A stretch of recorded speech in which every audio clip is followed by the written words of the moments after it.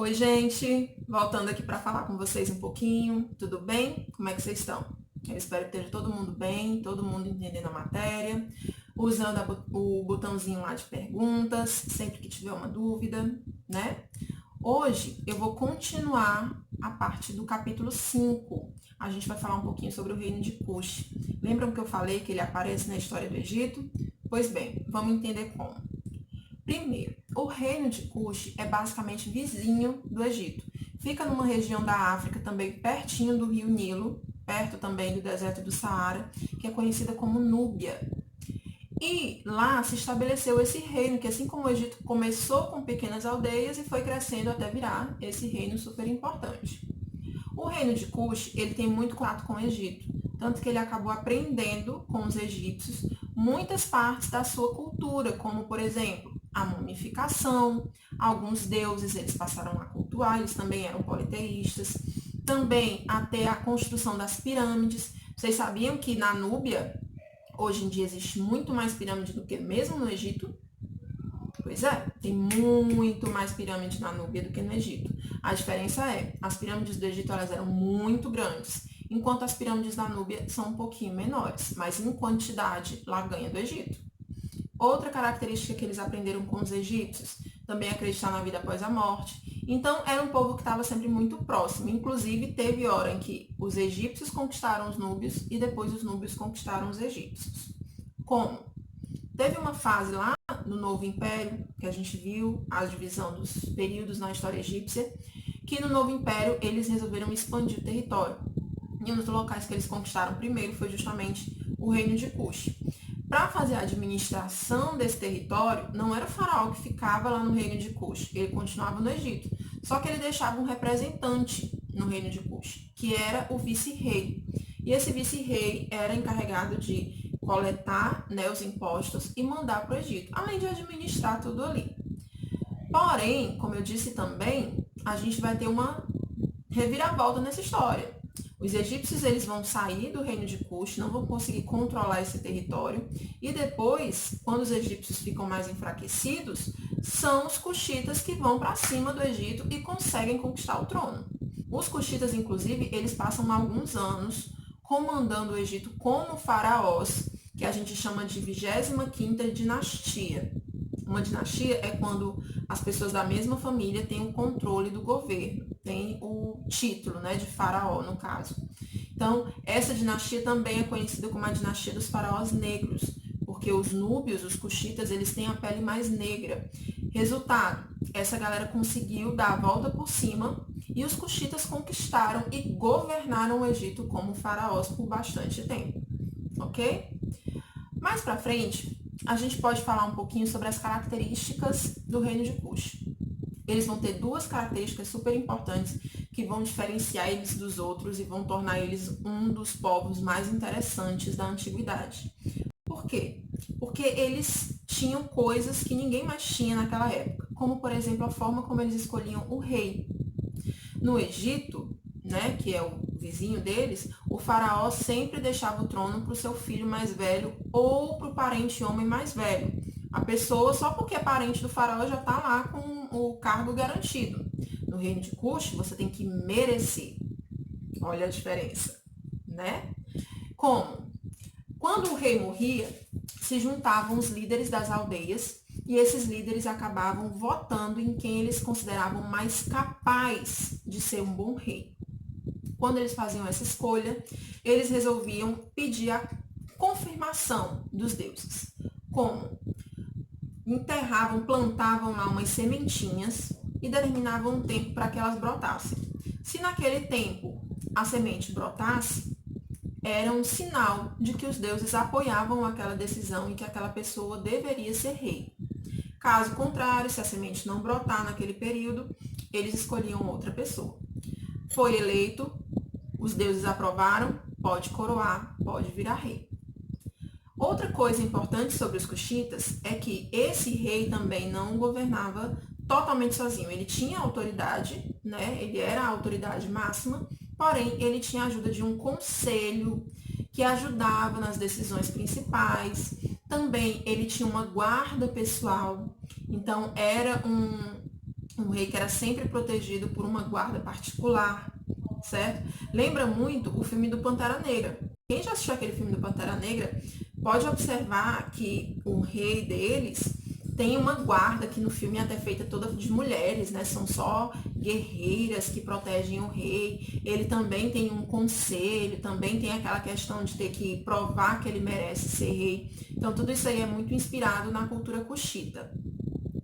E a segunda característica que eu falei que era importante, essa é para as meninas. Uma coisa que a gente vai ver muito nesses povos que a gente vai estudar na antiguidade é que as mulheres normalmente elas eram tratadas como apenas propriedade dos maridos. Elas não tinham direito a quase nada. Então, isso era o comum. Mas no reino de Cush nada é comum. As mulheres do reino de Cush, elas tinham muito poder, muita autoridade, elas eram extremamente valorizadas. Ponto positivo para os cuxitas. Como? Elas poderiam, por exemplo, ter as funções de sacerdotisa. É só você imaginar assim, um papa mulher. Pronto. No reino de Cush, a mulher poderia ter esse nível de poder dentro da religião. Ela poderia ser a principal representante da religião deles, o que é muita moral, né, galera? Outra, elas também podiam ser administradoras de uma província, de um território, como seriam, por exemplo, os prefeitos que a gente conhece hoje, que também é um cargo muito importante, e poderia ser uma Candace. Lembrem desse nome, Candace. Uma Candace significa uma rainha-mãe. Essa rainha-mãe ou era a mãe do rei, né, ou a esposa do rei. E ela podia governar. Ela tinha autoridade e poder igual ao do marido ou filho rei. Pouca coisa? Muita coisa, né, gente? É um poder, assim, incrível. E o interessante, ela não precisava ser viúva para ter esse poder, porque às vezes a gente encontra algumas rainhas, imperatrizes que na época tiveram um destaque maior porque ficaram viúvas. Mas a Candace não precisava, o rei podia estar lá vivendo do lado dela e ele ia ter tanto poder quanto ela. Uma Candace, por exemplo, podia governar o território, decretar leis e podia até comandar o exército. Muitas Candaces são retratadas como grandes guerreiras, portando armas. Por quê? Porque as Candaces elas podiam comandar o exército no caso de uma guerra. A mais famosa de todas é uma Candace chamada Amanisha Queto. Essa mulher é muito famosa no reino de Cush. Por quê? Durante o Império Romano, os romanos saíram conquistando tudo que foi território que eles conseguiram, inclusive o Egito. E eles foram com tudo para cima do reino de Cush para conquistar o reino de Cush também. Porém, na época, quem estava no comando também era a Manisha Queto. Ela era a Candace e ela não deixou isso acontecer. Primeiro, ela enfrentou os romanos, conseguiu mantê-los, né, distante do território, conseguiu enfrentá-los e não deixar que eles invadissem a terra dela. E depois, visando, né, o futuro, para não ficar nesse pé de guerra o tempo todo, ela resolveu fazer um acordo com eles, deu para eles um territóriozinho menor, que para ela seria dispensável, que ela poderia ficar sem, e conseguiu manter o império dela, o reino dela, funcionando, independente, sem sequer precisar pagar imposto aos romanos, certo? O que era algo muito difícil naquela época, que basicamente todo mundo precisava pagar imposto para os romanos. Então, essa mulher aí mostra poder e autoridade que ela teve, inclusive liderando o exército, certo? Tranquilo até aqui? Vamos falar um pouquinho de sociedade. A sociedade do reino de Cush, ela se divide basicamente com rei e a família real no topo, e aí vai incluir a Candace. Depois, os nobres, né, que também vão incluir, é bem parecidinha com a do Egito, que também vai incluir altos funcionários, sacerdotes, os líderes militares. Depois vem aquela camada média, intermediária, com os artesãos, os comerciantes e os soldados, que também costumavam viver mais naquela parte mais urbana, no centro das cidades. Tinham uma vida relativamente um pouquinho mais confortável. E por último, vamos encontrar os camponeses, como sempre, né? E tá lá esse povão, a maioria do povo era camponês mesmo, certo? Aquele mesmo esquema, eles também trabalhavam muito, tinham menos chance de mudar de vida, de enriquecer, ok? E a economia? O reino de Kush ele vai se destacar por ter várias atividades econômicas acontecendo ali. Eles praticavam agricultura, pastoreio, comércio, artesanato e mineração. A agricultura e o pastoreio eram normalmente as principais atividades, eram aquelas que a maioria da população fazia, até porque a maioria da população era camponesa. Mas a gente vai ter duas fases diferentes. Enquanto a capital do reino de Kush ficava numa cidade chamada Napata, que era um pouco mais distante do rio Nilo, as pessoas tinham mais dificuldade para plantar e acabavam se dedicando mais ao pastoreio. Então, a atividade mais comum nesse período era o pastoreio. Era a única? Não, era só a principal. Todas as outras continuavam acontecendo. Continuava tendo agricultura, comércio, artesanato, mineração. Só que a principal era o pastoreio. Aí, depois de um tempo, eles mudaram a capital para uma outra cidade, chamada de Meroe. E lá era mais perto do rio Nilo, lá eles tinham chuvas mais constantes e o solo era mais fértil. Resultado, quando a capital muda, muda também a principal atividade econômica. A maioria da população passa a se dedicar à agricultura. O resto continua, sim, continua tendo pastoreio, comércio, artesanato e mineração. Ok? Napata, pecuária. Meroe, agricultura. Ok? E essas outras atividades? Os comerciantes e os artesãos cuxitas eram muito valorizados, eles eram muito bons, faziam produtos excelentes e eram excelentes comerciantes. Eles faziam comércio tanto com os egípcios como com alguns outros povos, como por exemplo alguns povos vindos da Ásia, certo? Outra característica que é a mineração. No reino de Kush tinha muito ouro, muita pedra preciosa, era um solo riquíssimo em minerais preciosos, em metais preciosos. Resultado, eles eram muito ricos, muito ricos. E um dos motivos do reino de Kush ter sido tão bem sucedido é porque o governo sempre controlou muito essa riqueza. Então, era tudo propriedade do rei e ele distribuía conforme ele achasse que merecia, certo? E por último, vamos falar um pouquinho do fim, né? Como é que acabou essa situação? Basicamente, o reino de Kush, ele existiu por bastante tempo, até mesmo, né? Já depois do Império Romano, melhor, paralelo ali ao Império Romano, enquanto o Egito já não tinha mais faraó, já era só uma província romana, o reino de Kush continuou independente, como a gente viu, graças a Maniche Queto. Porém, até hoje a gente não tem certeza como, mas um dia o reino de Kush foi destruído.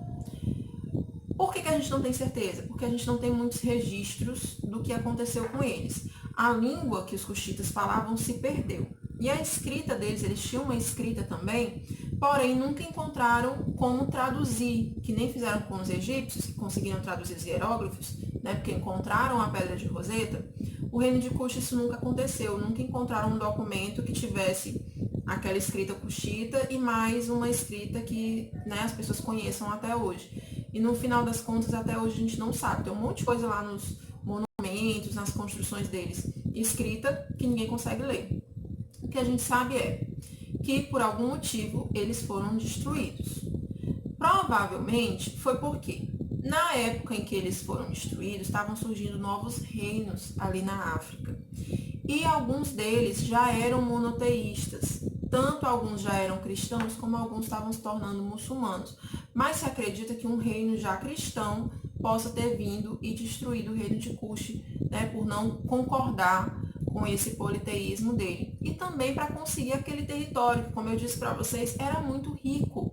Tinha muito ouro, muitas pedras preciosas. Então, muita gente queria essa riqueza. E acabou que os cuxitas não conseguiram se proteger. Talvez eles já estivessem mais fracos a essa altura, não tivessem mais conseguindo controlar tanto e ter tanto comércio, tanta riqueza, e acabaram sendo dominados por outros povos. Ok? Gente, por hoje é só. Eu espero que tenha ficado compreensível essa parte do reino de Kush. Lembrando que é um complemento ainda do capítulo 5, né? Capítulo 5, Egito e reino de Kush. A gente já tem um vídeo do Egito e agora a gente tem esse complemento aqui sobre o reino de Kush, ok? Tentem não confundir um com o outro, tá? Por isso que, mais uma vez eu falo, é importante você ler todo o texto, ler os slides. Eu também fiz separado lá uma parte para o Reino de Cush, para vocês conseguirem entender o melhor possível. Dúvida?